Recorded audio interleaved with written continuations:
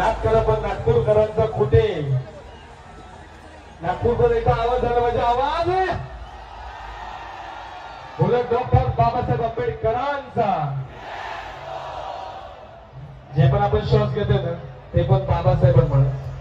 चला आता एकदा पिढीवर थांबलेले पण जो भी खडे और नीचे नाच रहे और ये वक्त बेटर वक्त में बाबासाहेब के प्रेमी कौन कौन है हाथ ऊपर.